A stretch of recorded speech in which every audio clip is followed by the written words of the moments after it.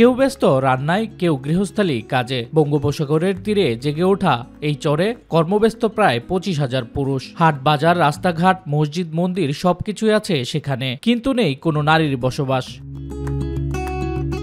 বলছি সুন্দরবনের দক্ষিণে অবস্থিত বাগেরহাট জেলার শরণখোলার 81 বর্গমাইল আয়তনের বিশাল জেলেগ্রাম দুবলারচরের কথা। সেখানে বছরে 6 মাস একসাথে বসবাস করে প্রায় 25,000 জেলে।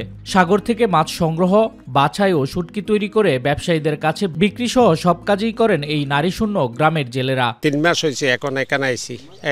আমার বাড়ি সিটাং, এখানে আমি ব্যবসা করি আর কি। ব্যবসা করি সিটাং মাছ নিয়ে যাই। আমরা রান্না বান্না করি, জাল ধরি, আমরা মাছ শাক মারি, এবার এই ধরে জাল টালে ডাঙা তুলেছি, এখন সাড়ে করি, আবার 2 দিন পরে চলে যাবো। লম্বা যে শুটকিটা তারা 400 টাকা কেজি বিক্রি করে, আমাদের সেই একই শুটকি, একই মাপের শুটকি আমাদের 600 টাকা বিক্রি হয়। কারণ হচ্ছে একটা, সেটা হলো এই শুটকিটা একেবারেই অর্গানিক মুক্ত, স্বাস্থ্যসম্মত এবং খুব সুস্বাদু। দুবলারচর মূলত সনাতন ধর্মাবলম্বীদের তীর্থস্থান, রাসমেলা এবং হরিণের জন্য বিখ্যাত। চারিদিকে উত্তাল ঢেউ আর সবুজ বনাঞ্চলে ঘেরা দ্বীপটির নৈসর্গিক সৌন্দর্য উপভোগ করতে দেশের দূর দূরান্ত থেকে ছুটে আসেন ভ্রমণ পিপাসুরা।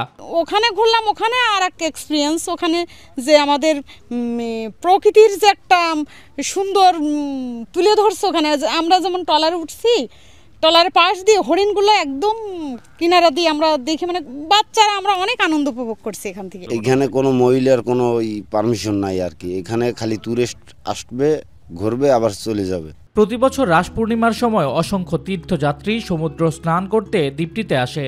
সাগর জলে সূর্যকে বরণ করে নেয় ভক্তরা। রাসমেলাকে ঘিরে দ্বীপটিতে নারীরা আসলেও তাদের অনুমতি নেই রাত্রি যাপনে। এই জায়গায় আমাকে 5 মাসের জন্য সব আছে পুরুষ লোকের বসবাস। এখানে 1-2 মহিলা আনলি এখানে ক্ষতি বৃদ্ধি হতে পারে। পবিত্র জিনিস তো, মহিলারা আসলে ধরো কিরাটা হয়ে যায়, এই জন্যই এই চরে মহিলাকে আনা হয় না। এখানে আমরা এই যে শুটকো মাছের মানে ইসের কাজ করি। 5 মাস আপনার এই জায়গায় থাকবো, 5 মাস পরে এখান থেকে বাড়ি চলে যাব। সমুদ্রের সম্পদকে কাজে লাগিয়ে মাত্র 6 মাসের জন্য এই চরে গড়ে ওঠে শুটকি পল্লী। প্রতি বছর অক্টোবর থেকে মার্চ পর্যন্ত 6 মাস চলে ব্যবসা। 15 তারিখের মধ্যে আমাদের কার্যক্রম শেষ করে আমাদের যার যার ঘর বাড়ি, মাছ শুকানো, অন্যান্য কার্যক্রম, নৌকাকে আলকাতরা দেওয়া, এইসব কার্য সম্পন্ন করে আমরা একটা সুইটেবল ডেট ধার্য করি। সবাই আমরা একসঙ্গে প্রায় 1400-1500 ট্রলার একসঙ্গে নিয়ে আমরা আমাদের যার যার গন্তব্যস্থানের দিকে রওনা করি। একসময় জলদস্যু আতঙ্কে ভুগেছেন জেলেরা।